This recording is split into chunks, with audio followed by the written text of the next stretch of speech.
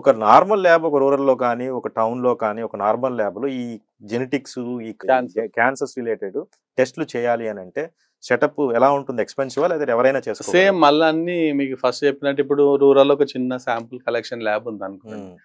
Cancer ఎలా ఉంటుందంటే basic మనిషికి మెన్ అండ్ ఫీమేల్ ఇద్దరు ఉంటారు కదండి. మెన్‌కి నార్మల్‌గా వచ్చే క్యాన్సర్, లేడీస్‌కి నార్మల్‌గా వచ్చే క్యాన్సర్ 2 రకాలు ఉంటాయి. ఇప్పుడు మెన్ ఉన్నారనుకోండి, అబోవ్ 50 దాటారనుకోండి, ఫస్ట్ స్క్రీనింగ్ పిఎస్సి అని ఒక టెస్ట్ ఉంటుంది, ప్రోస్టేట్ స్పెసిఫిక్ యాంటీజెన్. అది అందరికి తెలియదు, కానీ కంపల్సరీ ఇయర్లీ ఒకసారి చేయించుకోవాలి. ఓకే. ఈ క్యాన్సర్ ఎలా ఉంటుందంటే సార్, అందరూ నెగ్లిజెన్స్ చేయడం వల్ల సడన్ గా సిమ్టమ్స్ బయటపడ్డప్పుడే జనాలు డాక్టర్ దగ్గరికి వెళ్తారు. కరెక్ట్. అవును. వెళ్ళంగానే డాక్టర్ ఇలా ఫీల్, ఆయనకు తెలిసిపోతుంది సిమ్టమ్స్, బట్ అప్పుడు రాస్తారు టెస్ట్. ఇలా జరుగుతుంది ఇప్పుడు. కాకపోతే ప్రివెంటివ్ హెల్త్ చెకప్స్ వచ్చిన తర్వాత ఇయర్లీ ఒకసారి, ఇప్పుడు నేను ఎలా అన్నానో, పిఎస్ఏ మెన్ కి, CA-125 ఫిమేల్ కి, అండ్ మ్యామోగ్రఫీ. ఈ మ్యామోగ్రఫీ అండ్ CA-125 లేడీస్ కి, జెంట్స్ కి పిఎస్ఏ కామన్ టెస్ట్లు చేయించుకోవాలి.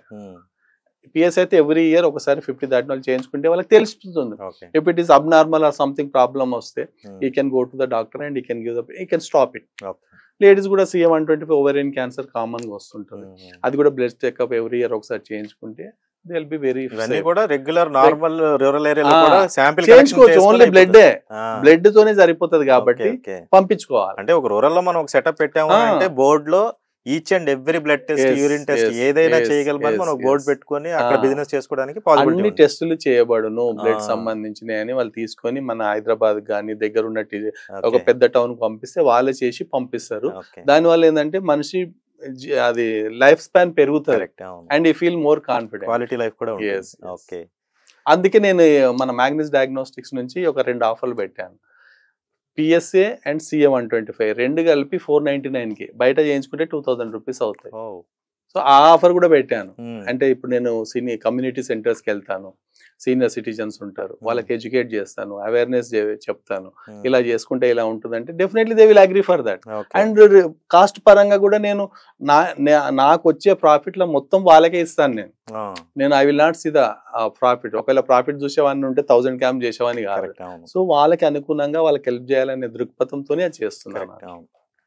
సార్ ఇప్పుడు ఓవరాల్గా అంటే ఒక బిజినెస్ యాంగిల్లో మనం డయాగ్నోస్టిక్ ఆర్ ల్యాబ్ టెస్ట్ ఈ సెంటర్స్ని మనం తీసుకుంటే, కొత్తగా ఇండస్ట్రీలోకి ఎంటర్ అవ్వాలనుకునే ఒక ఎంటర్ప్రినర్ ఎవరైనా, యంగ్ ఎంటర్ప్రినర్ ఎవరైనా ఉంటే వాళ్ళకి ఈ బిజినెస్కి సంబంధించి from the beginning to end paper work అనేది ఏం చేయించాలి, ఎలాంటి పర్మిషన్స్ తీసుకోవాలి, కొలేటివ్గా ఒక ఆన్సర్ కావాలి అని అంటే మీరు ఏం చెప్తారు?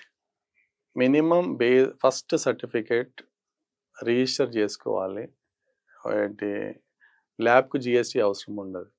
మెయిన్ DMLT టెక్నీషియన్ స్టార్ట్ చేయాలనుకున్నానండి. ఫస్ట్ ప్రెమిసిస్ చూసుకోవాలి. ప్రెమిస్ చూసుకొని చిన్న రిక్వైర్మెంట్ ల్యాబ్కి ఏదైతే అవసరం ఉన్నాయో,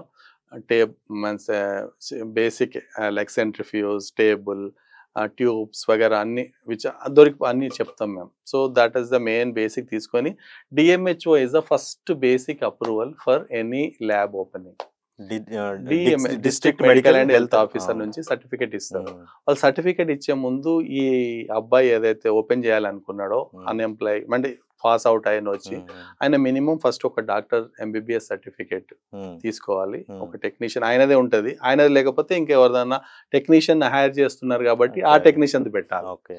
అది ప్లస్ రెంట్, ఒకవేళ ఓన్ హౌస్ ఉంటే ఓన్ది సబ్మిట్ చేయాలి. రెంటెడ్ ప్లేస్ అంటే రెంటల్ అగ్రిమెంట్ ఉంటుంది. రెంటల్ అగ్రిమెంట్, ఆయన సర్టిఫికేట్, డాక్టర్ సర్టిఫికేట్ తీసుకొని DMHOకి అప్లై చేస్తే దే విల్ కమ్. చూడడానికి వస్తారు వాళ్ళు, చూసి వాళ్ళ డాక్టర్ ఉన్నాడా లేదా, టెక్నీషియన్స్ ఉన్నారా లేదా అని వెరిఫికేషన్ చేసిన తర్వాత సర్టిఫికేట్ ఇస్తారు. అప్పుడు you can start the business. This is simple procedure, minimum procedure. Compulsory DMHO is compulsory for the lab. ఈ రోజులో చాలా మంది, ఇప్పుడు నేను చెప్పాను కదా, 100కి 60 ల్యాబుల దగ్గర కొందరైతే ఏది ఉండదు సర్టిఫికేట్.